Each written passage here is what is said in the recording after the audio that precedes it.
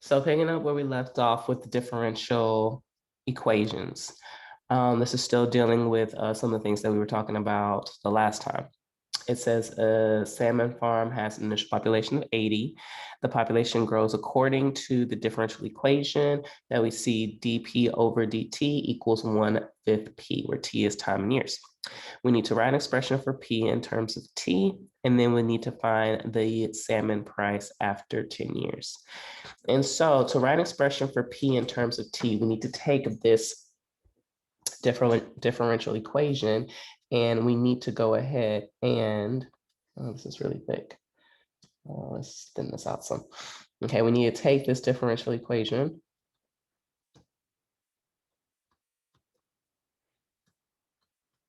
So essentially, this is what it looks like. All right. And then what we need to do is we need to go ahead and get the p's on the same side together. So to do that, we're actually going to, and this is so crazy, I can't believe I'm even doing this, is we're going to multiply by 1 over p. We're going to multiply by the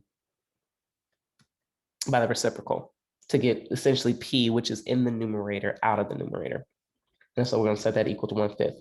Once we do that, we are going to, excuse me, we are going to take the antiderivative of both sides. Now that our p's are on the same side. Okay, and when we do that, of course, this is going to be with respect to t. So we'll put dt on both sides. And then essentially what we have is we have the integral of 1 over p dp equals the integral of 1/5 dt. So I'm going to take the antiderivative of both sides. Of course, the antiderivative of 1 over p is the ln of p, but don't forget it's the absolute value of p. And then the antiderivative of 1/5 is just 1/5 t plus c. Now we're not done yet because we're trying to find the expression for p in terms of t, so we need to solve for p. We have to get rid of the ln, and hopefully you guys remember that to get rid of ln, we have to apply the e to both sides, because remember, e to the ln cancels out. So then we're just left with p is equal to e raised to the 1/5 t, or you could say t over 5 plus c. Now, the one thing is, and I mentioned this before with an earlier problem, is that when you have that addition in the exponent of an exponential e, like we have here, then what we can do is we can use some other variable to make that e raised to that constant. So then that way we can have p is equal to a e to the 1/5 t. In case you don't remember us talking about that, remember e to the 5th, e to the 1/5 t plus c is the same thing as saying e to the 1/5 t times e to the c. When you have the same bases being multiplied together, you add the exponents. So essentially, I replaced e to the c, that constant, with a completely different variable, which you can do. And the reason why we want to do that is because we actually know some initial conditions here. We know that the initial population of salmon is 80, which means that I can plug in 80 for P and 0 for T, and then I'll be able to find an exact expression for P in terms of T. So this becomes 80 is equal to A because 1/5 times 0 is 0, e to the 0 power is 1. And our expression for P in terms of T is 80 e to the 1/5 t, or you could say t over 5. And that's our answer to part A. Now to find our answer to part B, when it asks us to find the salmon population after 10 years, well, that's pretty straightforward. We would just plug in 10 for t, and that will give us our population after 10 years. So P is equal to 80 e to the 2nd power. Using our calculator, that's roughly 591 salmon.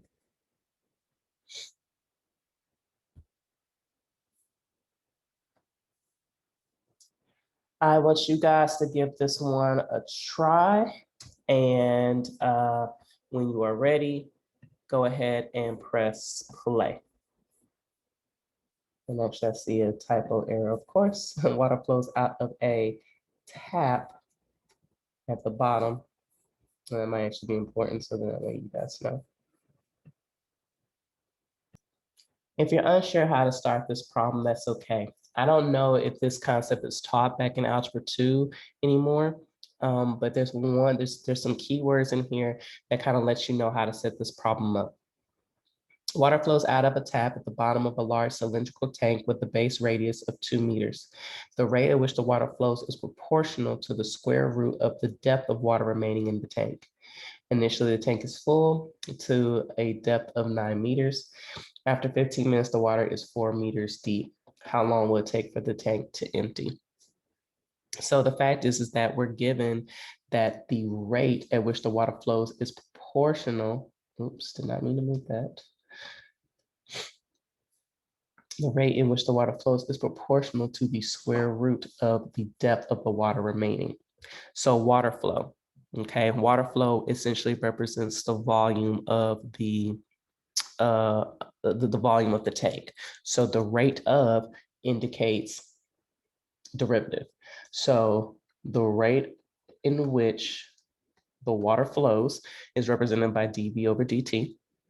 It's proportional to the square root of the depth of the water remaining in the tank. Well, the depth of the water would represent our height, and the fact that it's proportional to the square root of it is indicative of direct variation. Now, direct variation is essentially the formula y equals k times x, where k is a proportionality constant. In other words, you would have to use some other information to find that constant. So that way you essentially create an equation to represent a particular scenario. So again, this is an older concept taught, but it's called direct variation. That's what you need to set up your equation that you're going to create, since it says that it is proportional to the square root of the depth of the water.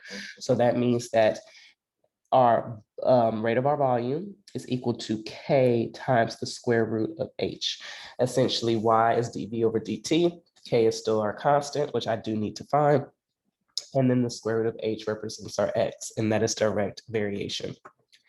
But now that I have this, what I can do is I can create I can continue to work with this problem and essentially create my equation that's going to help me figure out how long it will take for the tank to empty.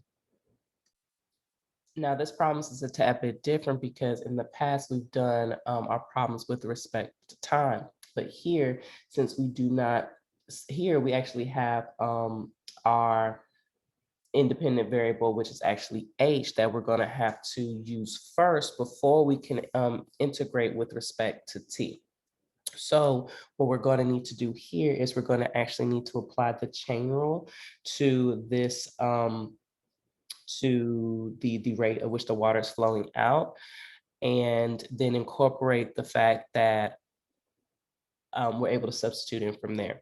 So we can essentially rewrite this as dv over dh times dh over dt, because what this will represent is we are applying the derivative using chain rule with respect to h and our other variables. So this kind of is pulled straight from your reference book, and then that's going to equal k times the square root of h.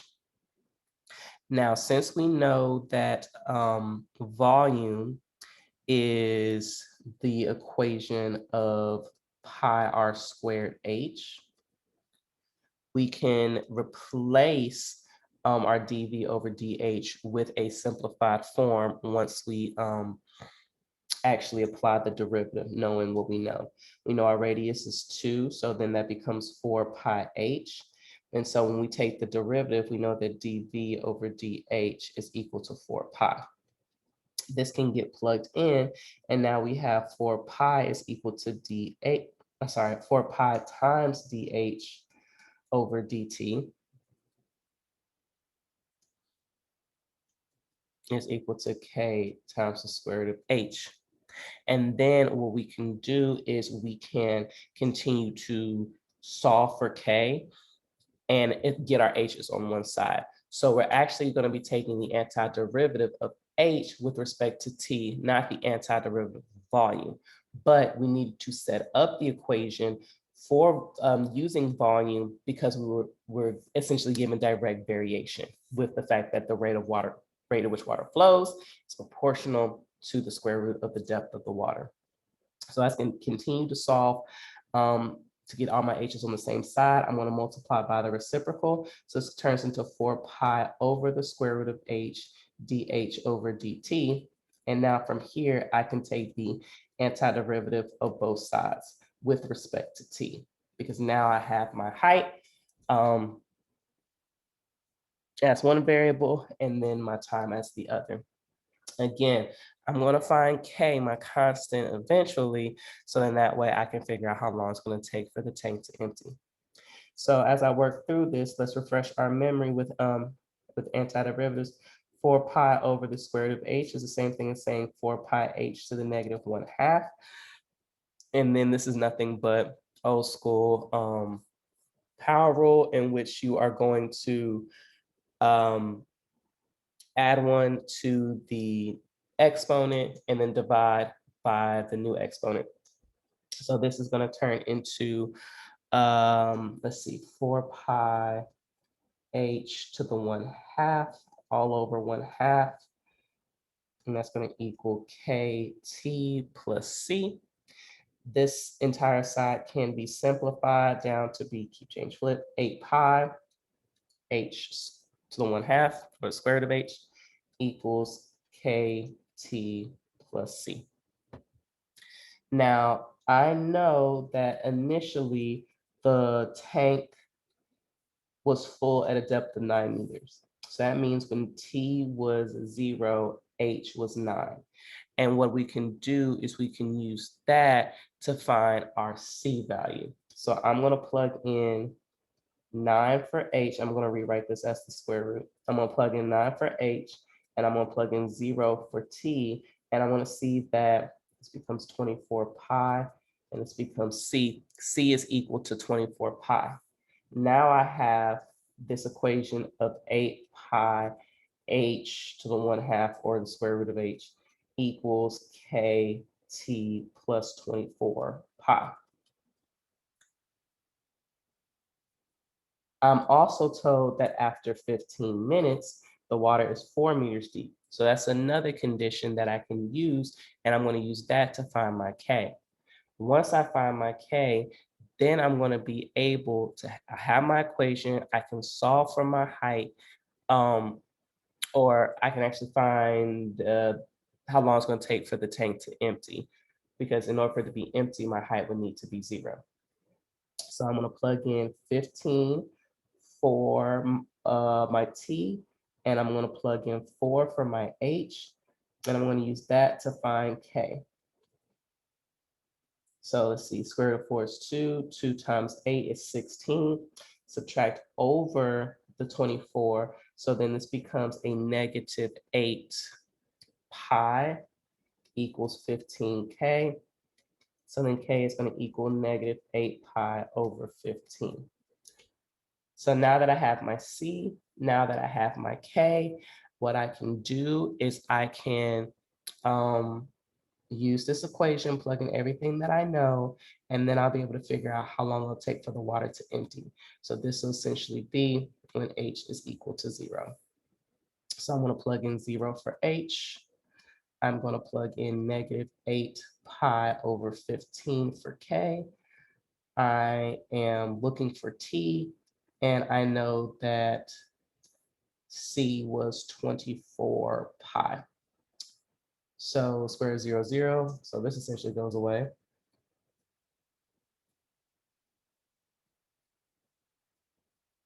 Subtract over the 24. So I'm trying to find t. There's t.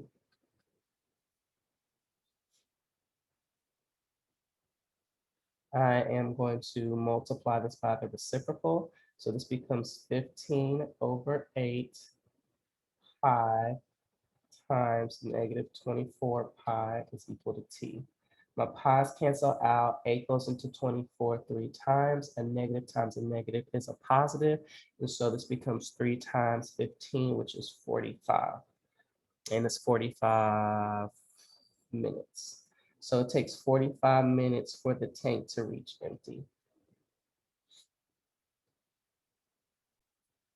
So now what we're going to be doing is talking about the logistic growth model. Many populations grow exponentially at first, but then level off at a particular value. I mean, if you think about it, it gets to a point where there's too many people and not enough space. And so things are going to end up leveling off. Now, this again is called a logistic growth model. Logistic growth is governed by this particular differential equation that you see on the board. A dp over dt, which represents the rate in which the population is changing, equals k times p, where this factor controls the exponential nature of the growth when p is very small, multiplied by 1 minus p over a, where this ensures that the growth approaches 0 as p approaches a. This is a separable differential equation, and we will also need to use partial fractions when we're doing it. And so for these logistic growth models, that is what we're going to look at. So the population of an island is currently 154. It is expected growth rate is given by this particular logistic growth model. And we're going to do a few things. We're going to write P as a function of T. We're going to find the population after 10 years. And as you can read the rest of the board. Part A is the biggest part because this is where we actually have to write P as the function of T, which means we need to get our P's on the same side, which means we have to kind of get it out of this fraction that we see here already. And then we'll integrate from there. So the one thing is that you have a whole number minus a fraction. So it's always good to have essentially one fraction to work with. So that's this. Oops.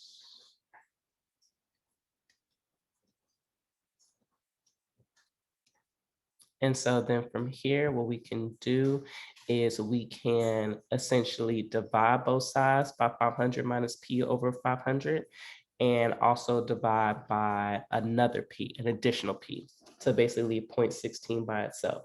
So if I leave 0.16 by itself on the right-hand side, then this becomes 500 over p times 500 minus p.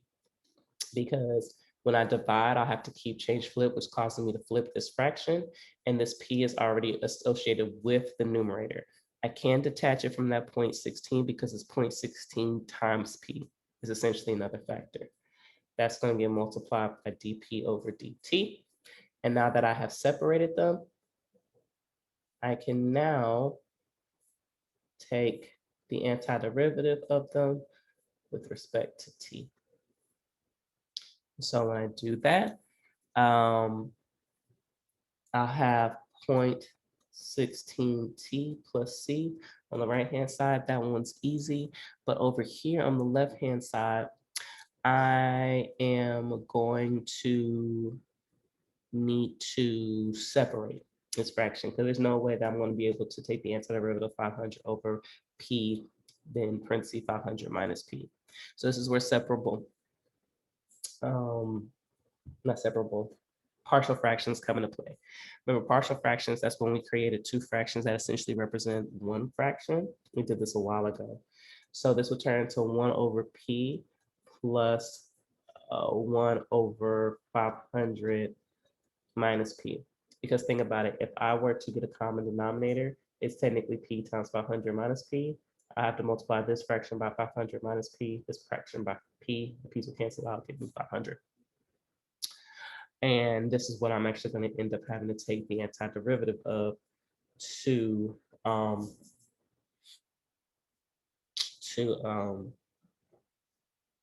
work this out. So 1 over p, the antiderivative of that is the ln of p. Don't forget your absolute value. And then over here it's going to be ln of, or actually negative ln of 500 minus p. The reason why it's negative is because this is a linear factor on the denominator, and it's 1 over a. A is that negative 1. So it's going to be minus ln of 500 minus p. And then we'll still have that 0.16t plus c there. I am going to go ahead and combine these two. So I'm going to move that negative to the front, or actually, no, I'm going to divide these two, combine them using my laws of logarithms, combine them, and this is going to become P over 500 minus P. All this is still in the absolute value until I take the E of both sides, which I'm about to do right now.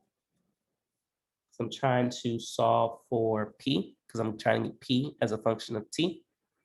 So now I have P over 500 minus P equals 0.16 T, sorry, E raised to the 0.16 T plus C. I am going to use a variable to represent that E to the C constant.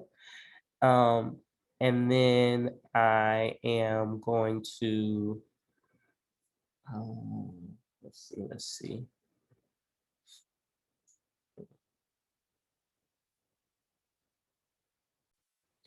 Because we want to write P as a function of T, eventually, what we want to do from this point is we want to go ahead and take the reciprocal of both sides.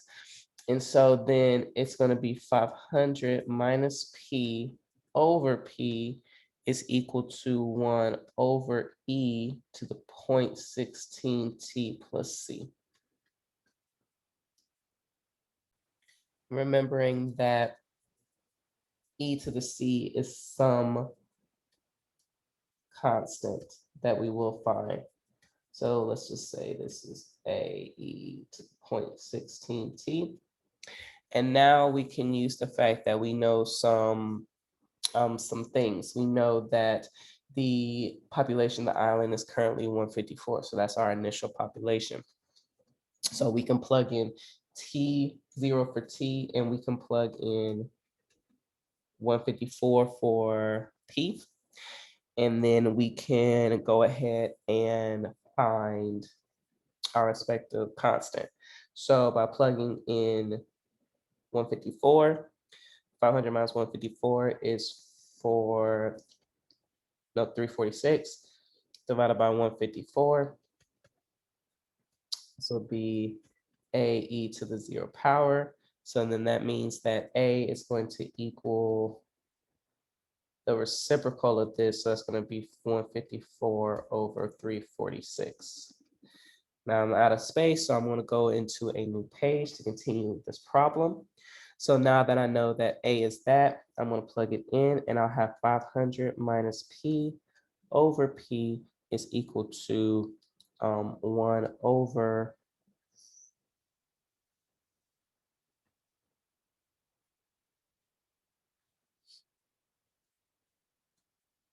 what we see here. All right. And then what I'm going to do from here is I'm going to continue to solve for P. Got to get P by itself. I'm going to apply the fact that since this is a binomial over a monomial, I can split this up and rewrite it like so. And then I'm going to take care of this because I don't like the way this looks. I don't know if it's going to make any effect. I just want to be a little bit easier. Change that to a negative. This becomes 500 over P minus 1. All this stays the same. And essentially what I'm doing is I'm going through the process of getting P by itself. I'm going to stop talking so I can concentrate and get this done.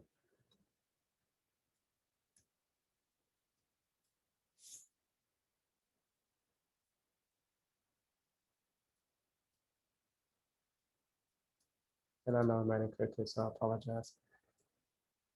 Stupid like that I'm on.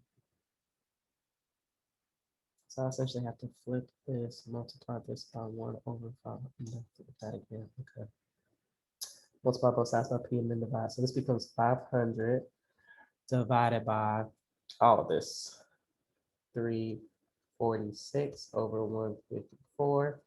E to the negative 0.16 T plus 1, all in the denominator.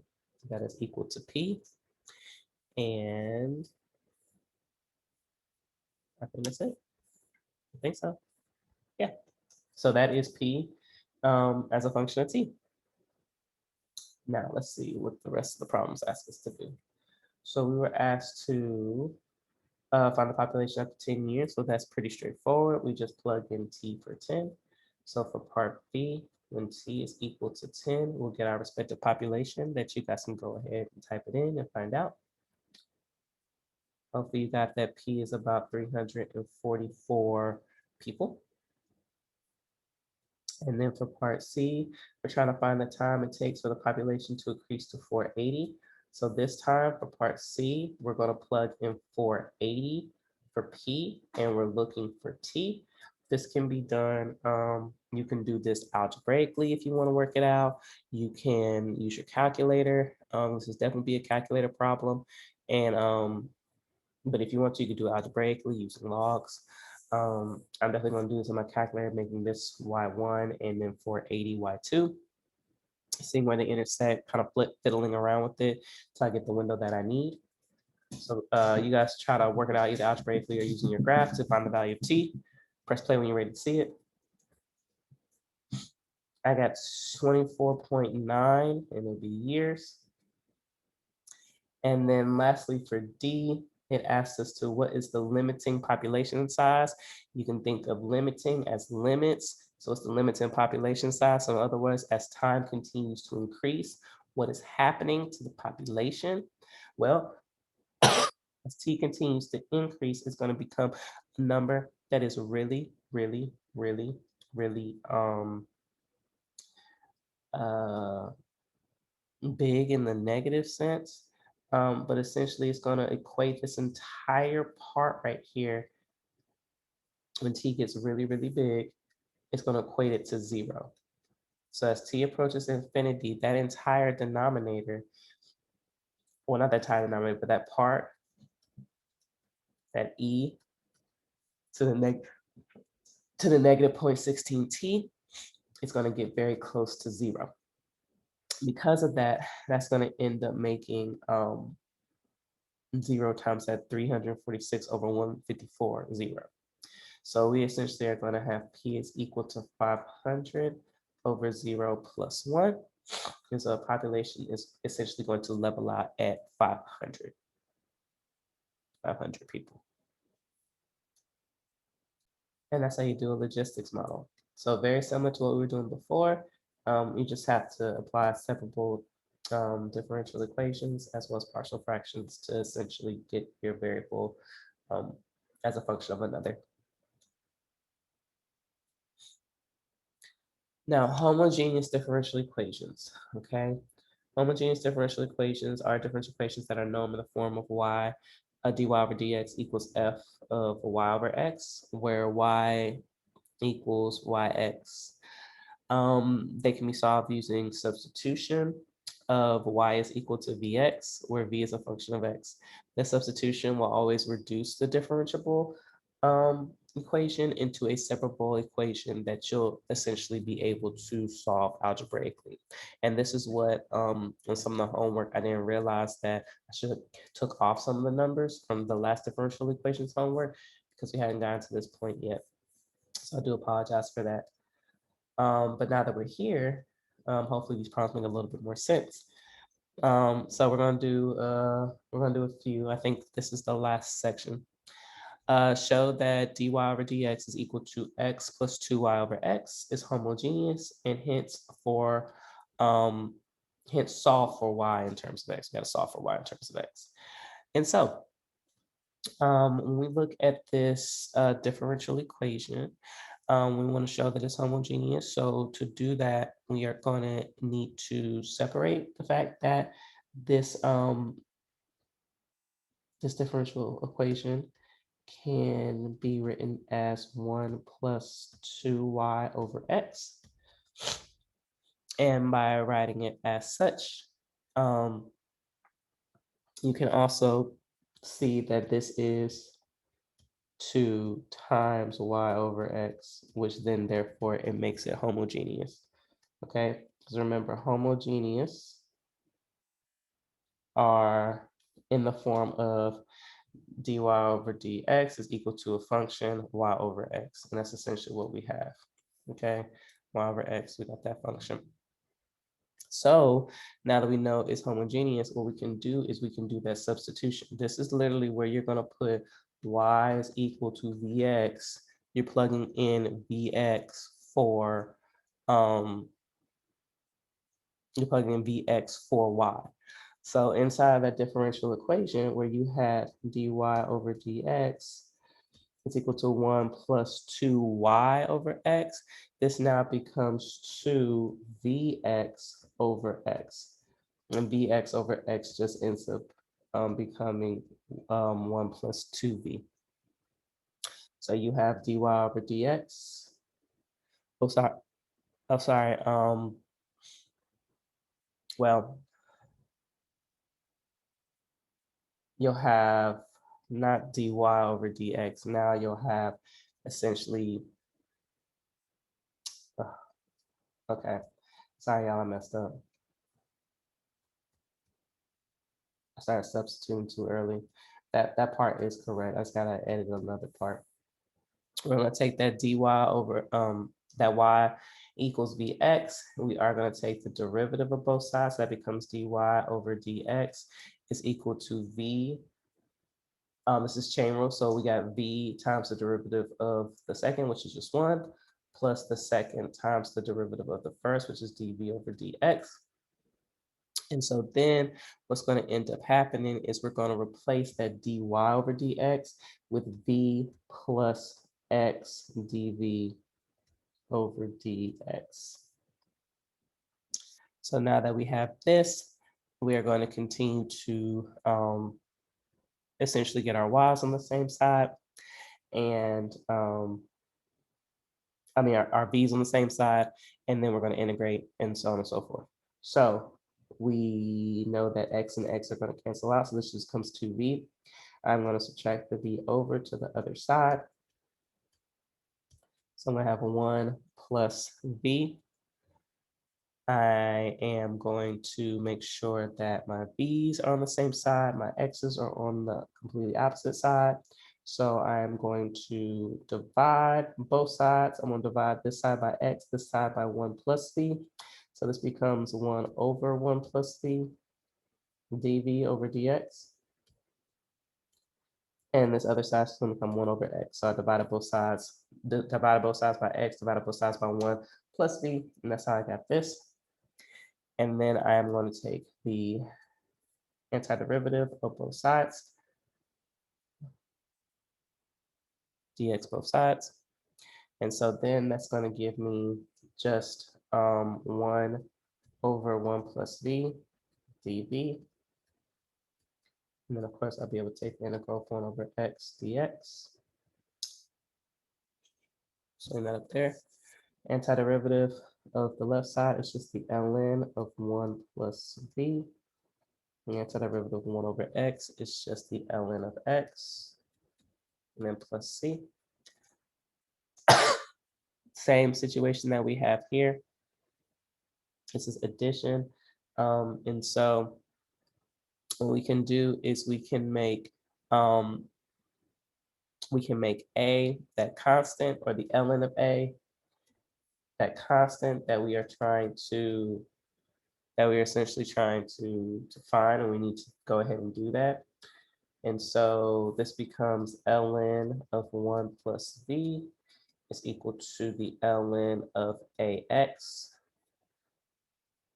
For multiplication, I can drop the ln's now that they are equal to each other. So that's 1 plus v equals ax.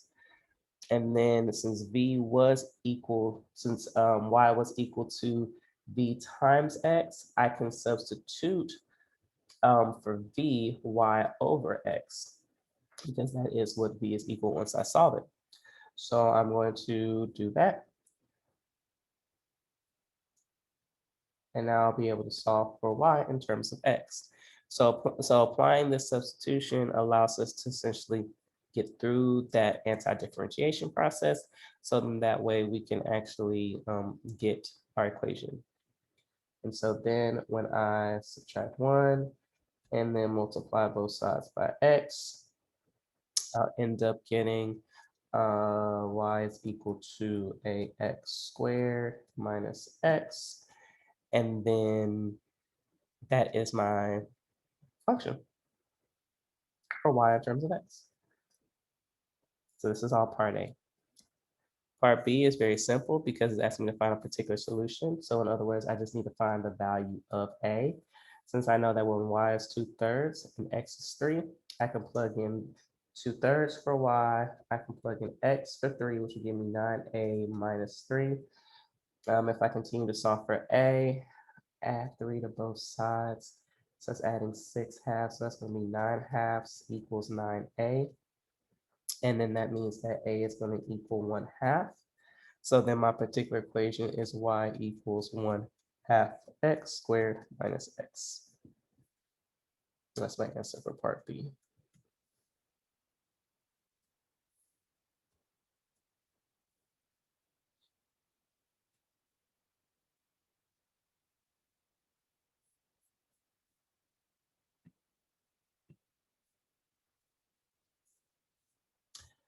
Consider a differential equation that's in this form. dy over dx plus p of x, y equals q of x. Generally, this type of equation is not separable. However, if we assume or suppose that there's a function I of x called the integrating factor, then what we can do is we can actually create separable equations. So by substituting in this integrating factor I of x, we'll have d over dx, which remember means derivative of I of xy. So put I of x times q of x. Then what we can do is we can integrate both sides with respect to x. And once we do that, it essentially becomes an integrating factor for what you see here. I of x is equal to e raised to the integral of p of x dx. Okay, so what does that mean? That essentially means is that when we have this differential equation that's in the form of dy over dx plus p of x y equals q of x, then what we can do is we can calculate the integrating factor, and we won't need a constant of integration here, so we won't have to worry about our plus c, but we'll do our integrating factor. We'll multiply both sides of the equation by that integrating factor, simplify the left-hand side, so then that way we can get essentially I of xy is equal to the other part, which is the integration, and then we will integrate to obtain the general solution. A lot of steps, but let's just see it in action, okay? So we're going to solve this differential equation, dy over dx plus 3x squared y equals 6x squared. This is in the form of dy over dx plus p of x y equals q of x. So then we do want to take our integrating factor, which is in the form of e raised to the integral of p to the x dx. So our p to x function is going to be that 3x squared. So our integrating factor, e raised to the 3x squared dx.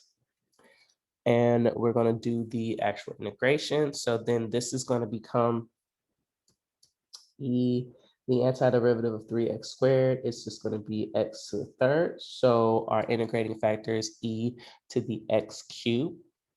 And then that was the first step. Then the second step says to multiply both sides by that integrating factor. So we're going to take this function, we're going to multiply both sides by e to the x cubed. So that means each term is going to get multiplied. So that means that I'll do it like this so you can see it. So essentially what that means is that dy over dx is going to get multiplied by it. That means that the 3x squared y is going to get multiplied by that. And then that means the 6x squared is also going to get multiplied by the integrating factor. Once you do from there, you want to simplify the left-hand side of the equation. So in that way you can integrate the other side. And so what this will essentially simplify down to be is what you'll have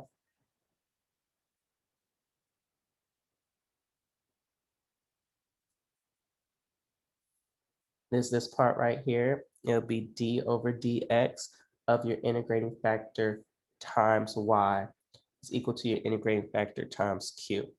So we're going to have a d over dx e to the x cubed times y on the left-hand side. That's what it's going to simplify down to be. So that's d over dx e to the x cubed times y is equal to q I of x, q of x I of x. So then when we apply this, we are going to do the antiderivative, okay? So that d over dx is going to go away. And then we're just going to be left with y e to the x cubed, or e to the x cubed y is equal to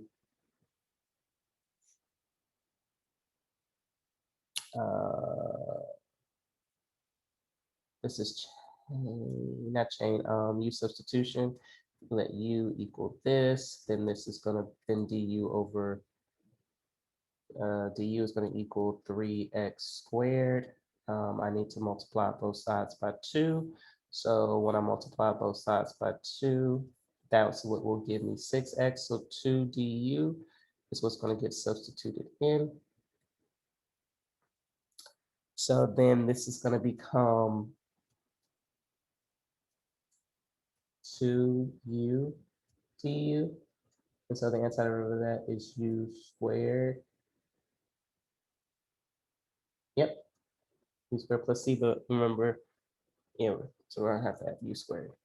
So then u is x to the third.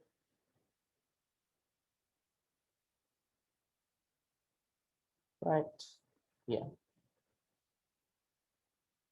X squared. Multiply myself by 2. Just becomes 2u. U to the 1/2. So then it should just be u squared. So this should be x to the third.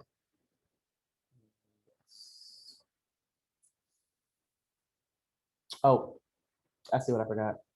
I completely forgot about the fact there's e in there. That's my issue. So I'm going to have 2e to the u du.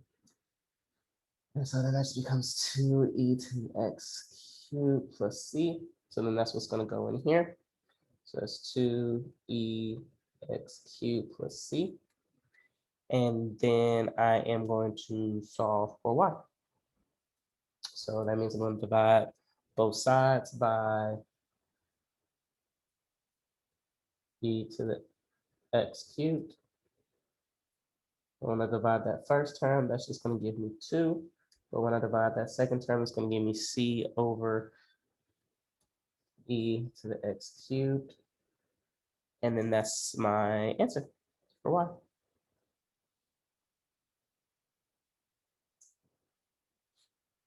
Let's look at another one. It's going to be the last one. We have a differential equation. We are going to solve the system. Oh, sorry, we're going to, without solving the system, we're going to find the first 3 non-zero terms of the Maclaurin polynomial expansion for y. So this is incorporating, it's incorporating the Maclaurin series in here with a differential equation. Of course, all these things go together. And this is like one of those things that, I want to make sure that you guys know, make sure that we didn't skip out on, because it's very likely that they could incorporate all these things together inside of a problem. And so it's better that you've had this exposure than never seen it at all. Maybe you might be able to get something from this. So remember with Maclaurin series, for the polynomial, we need the derivatives. Okay, because we're looking for the first non-zero term. So remember, we find the derivative and then evaluating each of those derivatives at 0 till we get the first 3 non-zero terms. So we already have the derivative. And so we know when we, we know that the original function we plug in 0 is 1. So what we can do is we can plug in 0 for x and 1 for y into each of the derivatives to determine the first 3 non-zero terms. We already know The first one is 1 because that's what we get when we plug in f of 0. So we already know our first term of the expansion is 1. So now let's find the other ones. So when it plug in 0 into the derivative, that gives us 0 minus 0 times 4 times 1. So yeah, the first derivative is not going to give it to us. So we got to do the second derivative. Because if you remember, if you think about what the Maclaurin series expansion looks like, it was the derivative with respect to 0, and then it was like x and x squared and x cubed and x to the fourth all over their respective factorials. So I need the derivative of this. So then it's going to be 1 minus 4x dy over dx, then plus, but technically it's going to be a minus, we'll put that in there, plus y times 4, because you got to use product rule. And so when I evaluate that, when x is equal to 0, that is going to give me 1 minus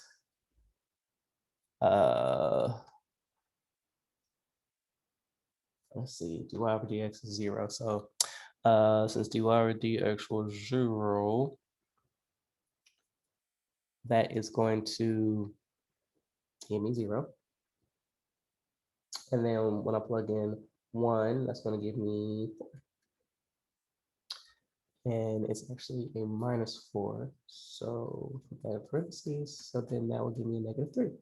So then on my second derivative, I have my next non-zero term. So this is going to be a negative 3x squared over 2 factorial. Let's check out this third derivative.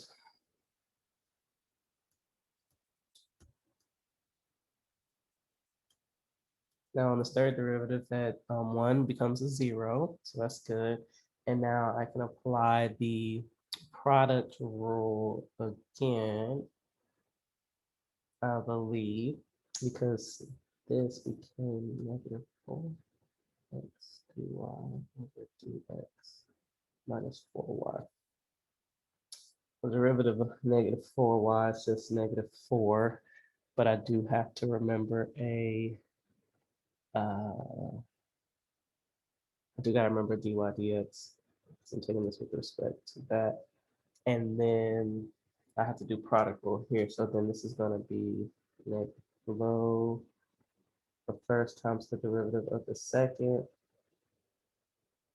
plus the second times the derivative of the first. So this is just gonna be 4. And when I simplify that, that's gonna give me negative 4 dy over dx minus, actually going to give me 8 because I distribute that minus over, and then that's going to be a minus dy over dx times 4. If I can put them together, it's going to be a minus 4x d squared y over dx squared. When I evaluate that as x is equal to 0, that is going to give me, this term is going to turn into 0, and then the derivative of that was negative 3. So then I should get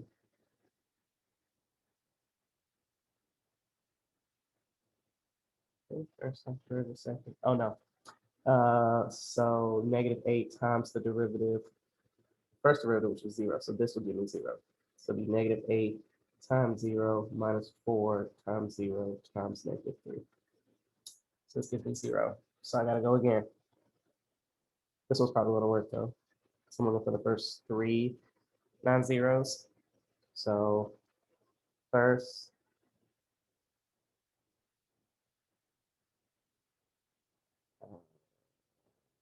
d squared y over dx squared. This one's another product. So first times the derivative of the second plus the second times the derivative of the first, which is negative 4. This whole thing simplifies down to be negative 8 d squared y dx squared. That will get combined a negative, negative, positive. So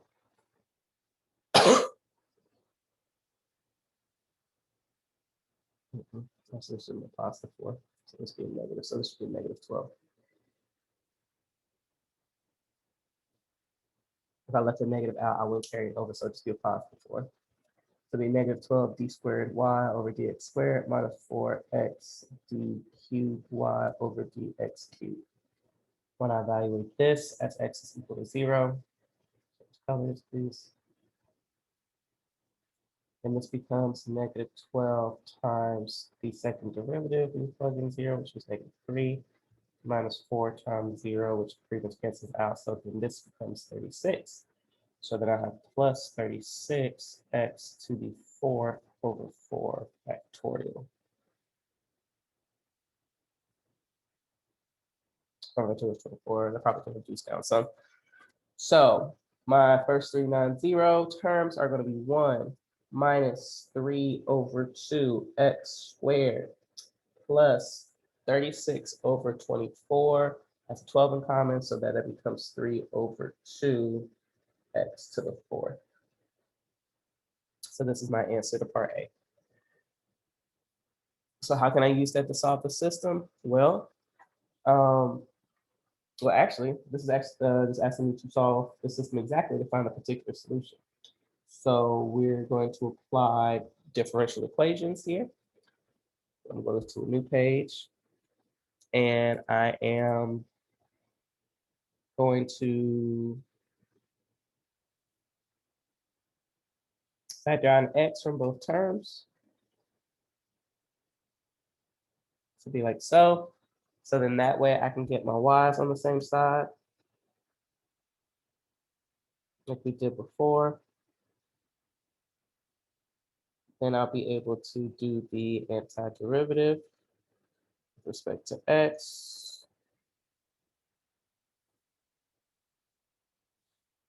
And then this become negative 1/4.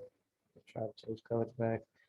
Ln of 1 minus 4y, it's that linear factor, equals 1 over 2x squared plus c.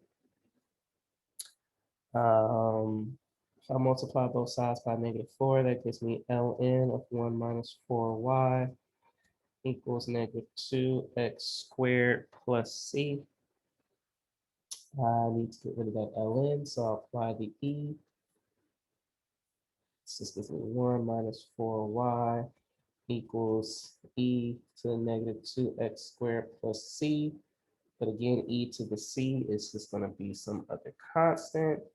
And so let's just go ahead and make that a e to the negative 2x squared, because that a is going to represent e to the c. And when I solve for y, this is going to be, I'm going to subtract 1, change the sign.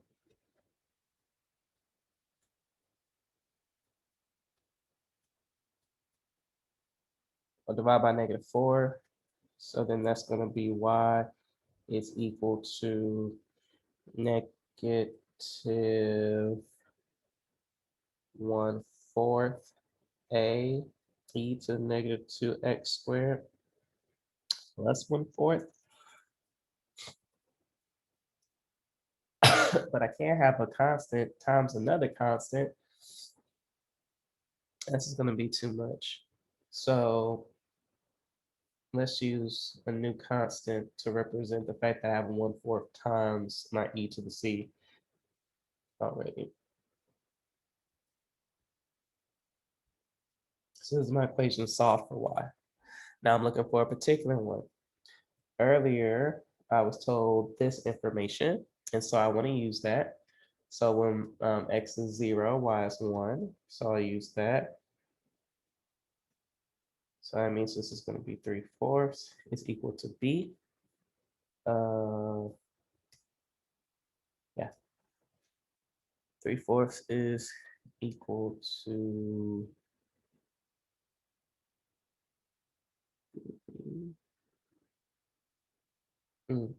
I should have left a negative there. So then b is equal to a negative 3/4. So then my particular solution is y equals negative 3/4